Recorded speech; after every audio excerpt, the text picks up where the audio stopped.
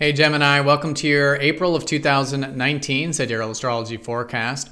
So in this video, we're going to take a look at all of the major astrological events taking place for your sign this month. And there is quite a bit going on astrologically. That's important stuff to talk about.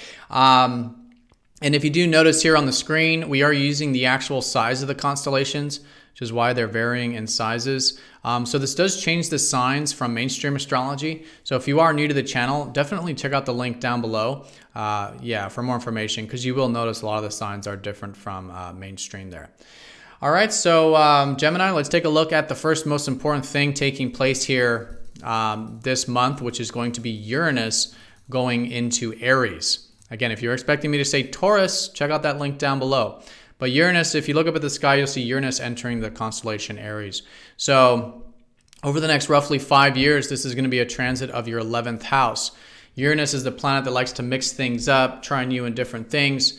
And this is your area that has to do with your future aspirations and also things that are like your community, groups, things greater than yourself that you can be a part of. So mixing up this area is great. I would say give it time throughout this month. It's not all going to happen this month, or even especially not at the beginning of the month, but there is that subtle shift. So slowly moving things forward in terms of listening to your excitement when it comes to connecting to your tribe, or doing things that involve your future aspirations, your hopes and wishes for the future.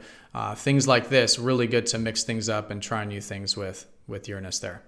All right, but the first thing that's taking place here this month is Pluto is going to be passing over the South Node. This is in your 7th house of relationships. So there is likely a lot of releasing taking place involving this area. I mean, I think there already has been some patterns breaking, some you finding more balance here with your relating sector. And this is all relationships, by the way, so it can be romantic relationships, but also business partnerships and any other agreement, really, even legal matters. So it's good to really practice non-attachment to your relations here this month, as it has been, but particularly because we have a lot of energy with these slow movers, Pluto and Saturn, passing over the South Node here. So in this case, maybe releasing some relationship patterns with Pluto, maybe some fears that can really help liberate that area in many ways. Now, April 2nd, Mercury is going to be passing over Neptune. So there is this, really what's been, I think last month was a lot of reconsideration probably with your sort of belief systems and perspectives and outlooks on life. And that's been a great reconsideration. And so now I would say just another step in the right direction with more faith and trust when it comes to these future potentials, or with your belief systems and your adventurous side as well. It's being more receptive to that probably coming into the month. And April 5th, we have a new moon that's going to be in your 10th house of your productive and public sector.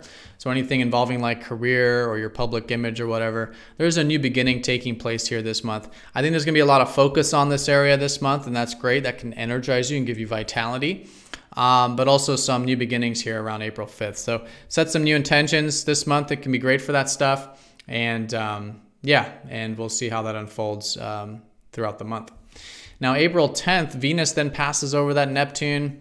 So again, solidifications with your beliefs, perspectives, adventurous side, maybe enjoying it, particularly around April 10th, or just seeing the beauty of it. Again, more ebb and flow with it, with your sort of spirited side and your optimistic side and maybe your adventurous side, just seeing a little bit of value and enjoyment there when it comes to those matters.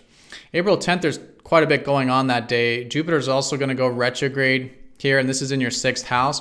So if you've been feeling a bit open-minded about your routine or health or your work this year, great. That's still expanding, but Jupiter going retrograde for about the next 4 or 5 months is going to be a reconsideration when it comes to the work and routine stuff. Basically, your perspectives of your work and routine that you have been, I think, again, seeing the more expansive side of.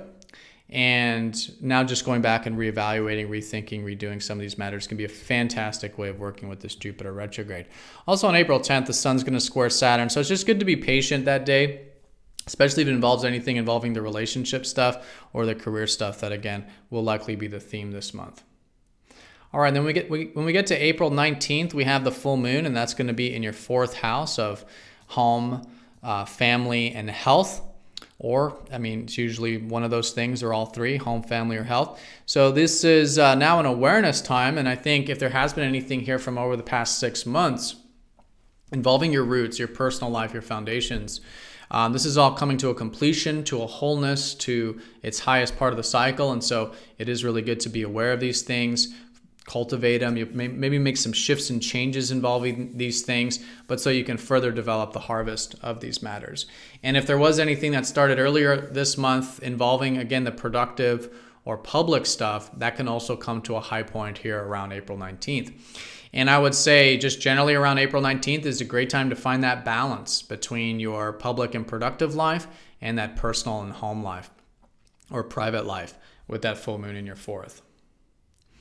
All right, and then around this time, Saturn's going to go over that south node. Again, there's releasing taking place with relationships, at least your perspective of them, and specifically in terms of your sort of structures that you've built. I think it's an area you've been taking seriously and building for about the past 1.5 years, and that's great. And so this is just another step in the right direction. But again, non-attachment can help you release some old structures or old limitations, not necessarily the limitations, but limitations of beliefs or perspectives that are being released to, again, help bring more balance back to the relationship sector. All right, and then April 22nd, the sun goes over Uranus, and this is where we'll likely feel an activation with what we were talking about regarding the next 5 years being about your future hopes and wishes, cultivating those, and also connecting to your community and friends or things greater than yourself. So great time here around April 22nd. Your shift of focus will probably be more towards these things, maybe feeling a little bit inspired, maybe a little bit excited about some of these matters, and that's great. Great time to mix things up, maybe some new beginnings with them as well. All right, and April 24th, Pluto goes retrograde, so that'll be a good time of reconsidering some of the relationship stuff.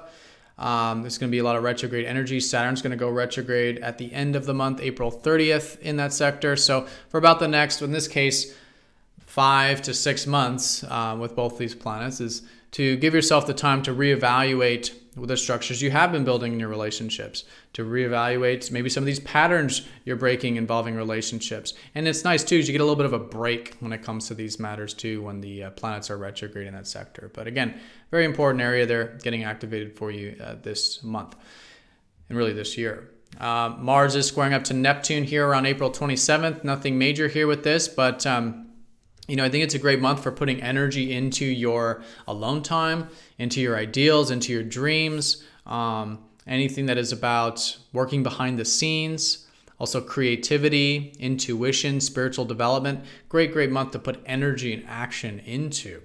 And just around April 27th, there just might be a bit of uncertainty about where you're putting your energy or something like this, or maybe involving some of these things about your future possibilities or potentials or something. It's great to just practice faith and trust and acceptance around April 27th for all of us collectively. Just kind of involving those areas for you there.